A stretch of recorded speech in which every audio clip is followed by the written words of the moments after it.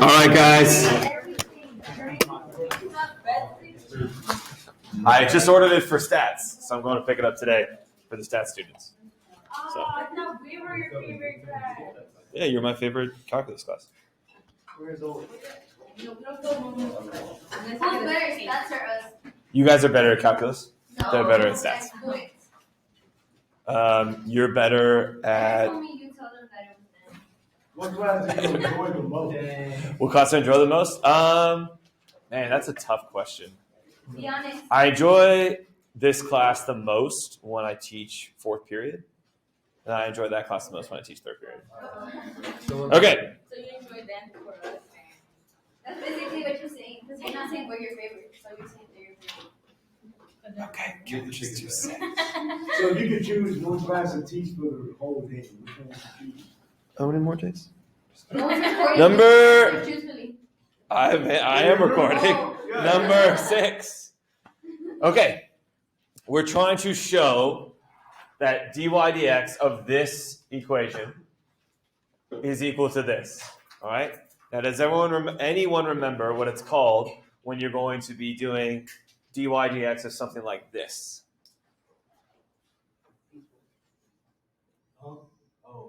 It's something differentiation. Linear difference. Not explicit. Exponential. No. It's not explicit. It's implicit differentiation. Okay? So for this one, the reason it can be tricky is because when we do the y's, when we take the derivative of y, we need to also put dy dx. Okay? So here we go. The first one. Let's do the derivative of 2x squared. What is the derivative of 2x squared? 4x. All right? Plus. Okay, now watch this. What's the derivative of 3y squared? dy dx. Very good. 6y dy dx. All right, so that's the implicit part. All right, minus. Now this is how I'm going to do it. I'm going to put a 4 here right on the outside, and then I'm going to do the derivative of x times y. Do you remember what rule I need to use when I'm doing the derivative of x times y? The product rule. Okay, remember this one? Derivative of the first, what's the derivative of x? Just 1 times original second, so just 1 times y. Okay, plus. Okay, be careful here. What's the derivative of y? Nice. All right, you could put 1 dy dx, that's fine, times the original first, which is x. 4 is not in there, right? I took it out. And what's the derivative of 36? It is 0. Okay. Now, do you remember the strategy that I taught you guys with implicit differentiation? Like what you want to ultimately try to do? Joelle? Excellent. And the stuff that doesn't have the dy dx? Very good. All right, so that's the strategy here. Get everything that has dy dx to one side, everything else that doesn't to the other, so you can factor it out and get it what it's equal to. Because again, that's what we're trying to show, what dy dx is equal to. All right, I'm going to distribute the 4. So I get 4x plus 6y dy dx minus 4y minus 4x dy dx. Everybody okay with that? Distributing that 4. Okay, so do you see the 2 pieces that don't have dy dx? Move them over. So I have 6y dy dx minus 4x dy dx. And if I move the pieces over that don't have it, I get negative 4x plus 4y.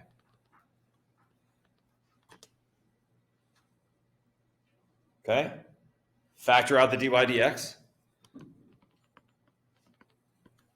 And you get 6y minus 4x. The last step is division, right? So divide that over, and you get this. And this is the answer. But I do have to do one more step, because if you were to look at what it said, show dy over dx is equal to, it's not this, because you can factor out some stuff in the top and the bottom. What can we take out of the top and the bottom? 2. So you can take out a 4 in the top, all right? But I'm going to take out a 2 because I'm going to take out a 2 in the top and the bottom, all right? So if I take out a 2, I'm left with negative 2x plus 2y over 2 times 3y minus 2x. And if you look at what we wanted it to be, you should see it here.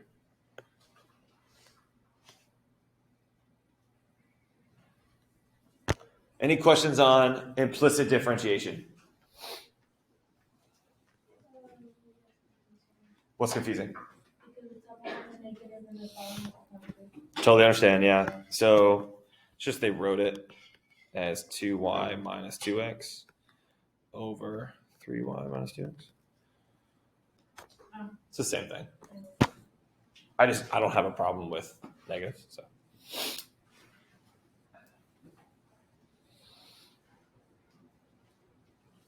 that's part A. Let's go to part B. Okay, here we go. Find the slope of the line tangent to the curve at each point on the curve where x equals 6. This is a more complicated problem of trying to find the slope of a tangent line. How do you find the slope of a tangent line? Just in general. Derivative, and then what do you do with the derivative? Plug in x. Okay? Plug in x. All right, everybody good? Now here's why that's confusing. We just found our derivative. What is our derivative equal to? They actually gave you the derivative. What is the derivative equal to? Which is this thing, right? Right? Or ours, your choice. I don't care. They're the same thing. And what do you notice about this derivative? It has an x and a y.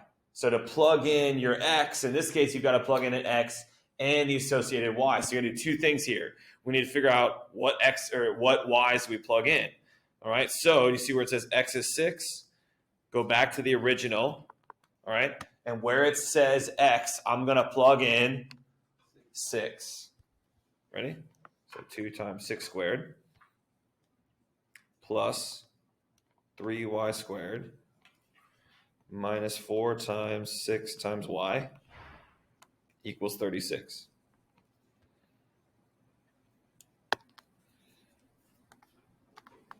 Okay, 6 squared, 36 times 2, 72. This is still 3y squared. 4 times 6, 24. All right. What type of equation is this? Yes, it is a quadratic equation. How have you solved quadratic equations? Since 2 years ago. We want to factor. Before I can factor, though.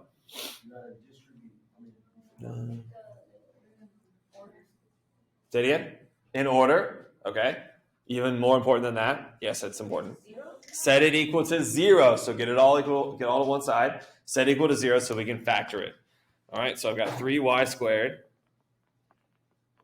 minus 24y. Here's the order, Natalie. All right. If I move the 36 over, how do I move the 36 over to this side? Subtraction. So what's 72 minus 36? 36. Now, when I start factoring first, all right, if you look at 3y squared minus 24y plus 36, what do you notice first? You can take out a GCF, right, a greatest common factor there, and they all have 3 in common, so take out the 3. So you have y squared minus 8y plus 12. All right, I don't think I need to show you guys the algebra that makes what I'm about to do okay. If I move the 3 over with division, what's 0 divided by 3? Still 0. So do I care about that 3? No, I harped at you guys 2 years ago. If you take something out, I only care about it if it contains what? A variable. In this case, it's not x, but yes, in most cases in algebra, it's x. If it contains the variable, then I care about it. If it doesn't, I don't care about it. Okay? So let's try to factor this. Who's got factors of 12 that add to negative 8? Nice. All right, so what are our y values? 6 and 2. Awesome. So when we find the slope, right, find the slope of the tangent line, to these points on this curve, we're going to be using which 2 points? No, we're going to be using 6, 6 and 6, 2. So those are the 2 points we're going to plug in. All right, so like halfway done there. All right, ready? So we need to do dy dx. I'm going to use 6 and 6 first. Doesn't matter. Whichever one you want to do first. All right. Do you guys want to plug into the one they gave us, or do you want to plug into the one that we found? Doesn't matter. Like, some people are like, oh, they gave you the other one, so let's use that one. So, which one? Okay. So 2 times 6 minus 2 times 6 over 3 times 6 minus 2 times 6. That one's really pretty straightforward because both the numbers are the same. All right, so they're both 6s. All right, so we have 6 times 2, 12, minus 12. What's that become? 0. So that's 0 over, let's cross our fingers, hope this is not 0. 6 times 3, 18 minus 12. So what is the slope of the tangent line to our curve at the point 6, 6? It's 0, right? So what does that tell us? What kind of line is it? All lines are straight, right? All lines are linear. Horizontal. Flat. All lines are horizontal. Nope. That isn't true. Wait, so why did you want it to be 0 again? Let's say it was 0 or 0. I don't care if it's 0. I just don't want the bottom to be 0. Yeah. Because if the bottom's 0, then it's undefined. What kind of line is that? If the slope of a line is undefined, it's a vertical line. I don't really care. I just can't find anything differentiable that way. All right, let's do the next one. This time we're plugging in 6 and 2. All right, so 6 and 2. So if we're using their way, that's going to be 2 times 2 minus 2 times 6 over 3 times 2 minus 2 times 6. Okay, so that's 4 minus 12. What's 4 minus 12? Negative 8. And then we have 6 minus 12. 6 minus 12. Negative 6. Reducing this? negative 2. It's going to be positive, right? Because negative divided by negative is positive. No, 8 divided by 6 is not 2. 4/3. There you go. So those are the 2 answers for part B. Does everybody see the process? Main takeaway is you will, I can't guarantee it, but I can guarantee it, you will have to find the equation for a tangent line, all right, to some curve. And what do you need to do? Well, you need to find the derivative, right? Plug in the point they're giving you. That gives you the slope. And hopefully they give you the point. If they don't give you the point, got to plug in the x into the original function to find the y. All right, practice that on the multiple choice. You will have to do that. All right. Let's do C. Find the positive value of x at which the curve, interesting, has a vertical tangent line. We just kind of talked about this. A vertical tangent line is as if I knew this was going to happen. All right. What do we know about vertical lines? Undefined what? Slope. So undefined slope. Right, so if I write down my dy dx again, which if I write down what they gave me, because you guys hate me so much, 2y minus 2x over 3y. Jeez. Okay, so if this is the derivative, and I have to find x value? I have to find the x value at which the tangent line is vertical, so it has undefined slope. How would I make this be undefined? How would I make that be undefined? Make the bottom 0. Nice, because remember, if I make the bottom 0, bad things happen. Okay? So I'm going to set 3y minus 2x equal to 0. Solve for y, right? Think about your days in algebra. Remember doing this in algebra? Writing it from standard form into slope-intercept form? All right, good times. So if I solve for y, let's move that negative 2x over. It becomes positive 2x. How do I get rid of the 3? So we have y equals 2/3 times x. Okay, I'm going to use this to plug into my original curve, right? The equation for the curve. At the very beginning, they gave us the equation for the curve. Plug this in and find out what values of x are going to work for that to be a true statement. All right, so I believe it was, you have to check on me here, 4x squared. Was it plus 3y squared? I think that's right. Minus 4xy. Am I still right, Jasmine? Equals 36. Is that right? Oh, man. Which one? The 4 is 2. That makes sense because we had the derivative was 4. Okay, now check it. That's good? Okay, so I'm going to plug in, right? I'm going to substitute. You see where it says y? I'm going to plug in 2/3 x. Because if I do that, then I only have one thing I don't know.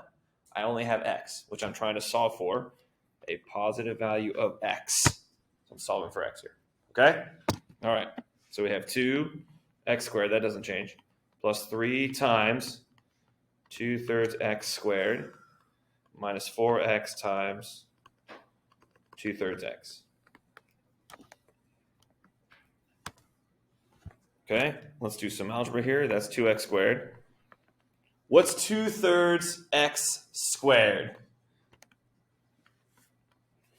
2/3 x squared. 4/9 x squared minus, if I put this together, what's 4 times 2/3?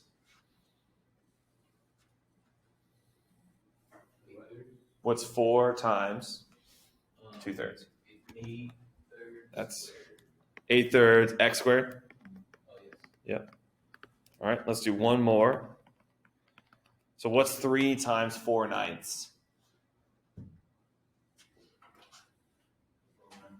12/9. How would you reduce 12/9? 4/3.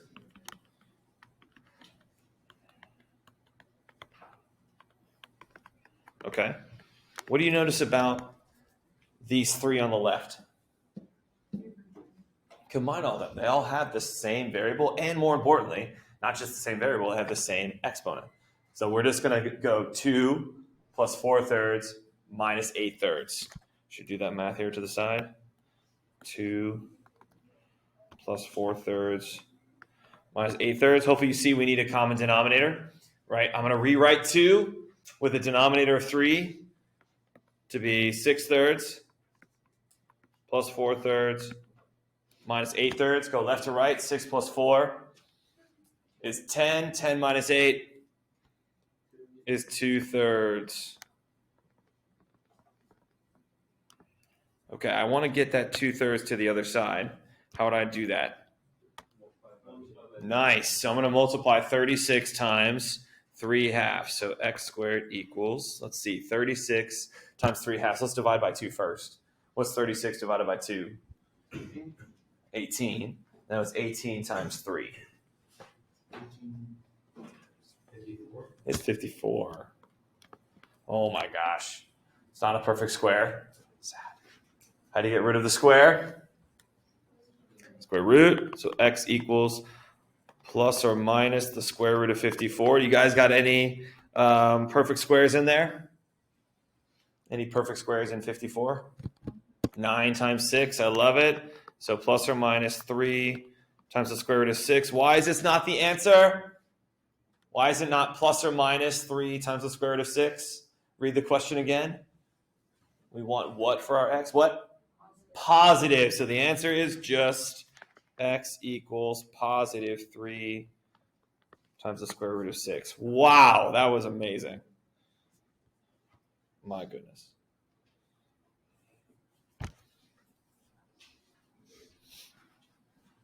Here it is, guys, the last part. This is it. And then we're done. I mean, you're not done. I'm done, but you're not done. Anybody watch the videos last night that I saw? You watched what? Oh, right? How long did it take you to watch them?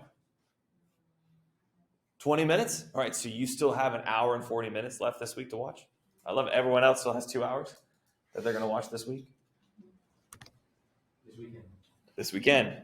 Yeah, before Monday, right? Doing it after Monday isn't really helpful. I mean, that's fine, right, if you want to, but, you know. All right.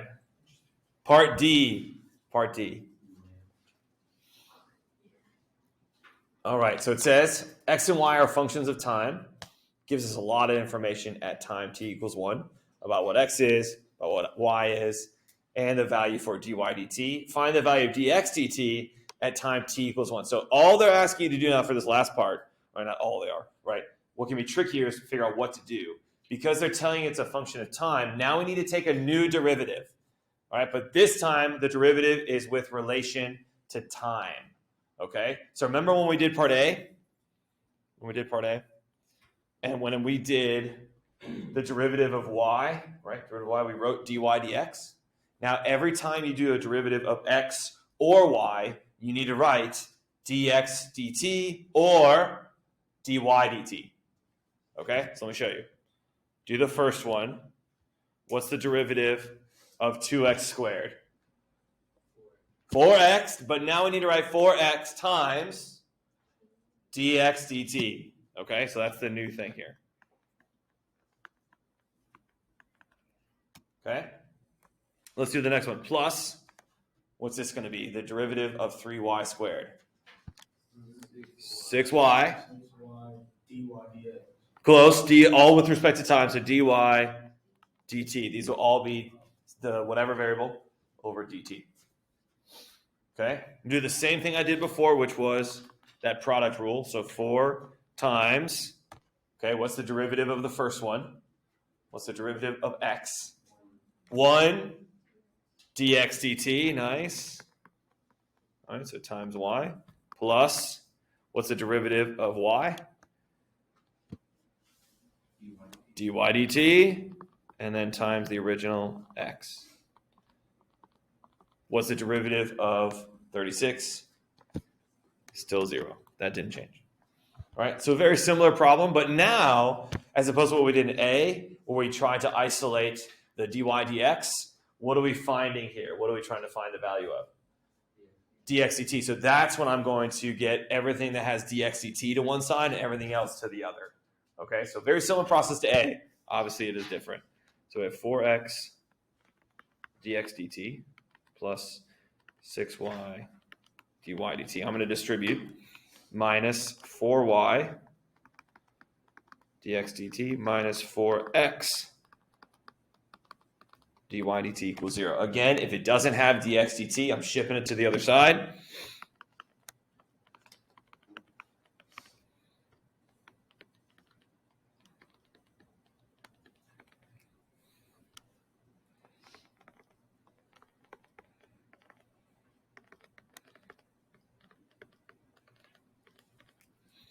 I'm going to factor it out because I'm solving for it.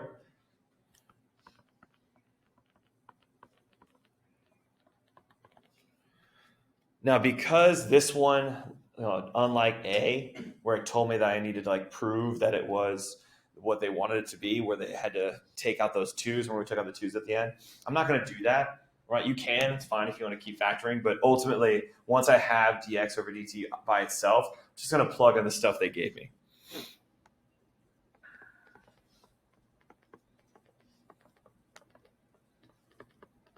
Okay, so here's my dx dt is equal to, that is my numerator,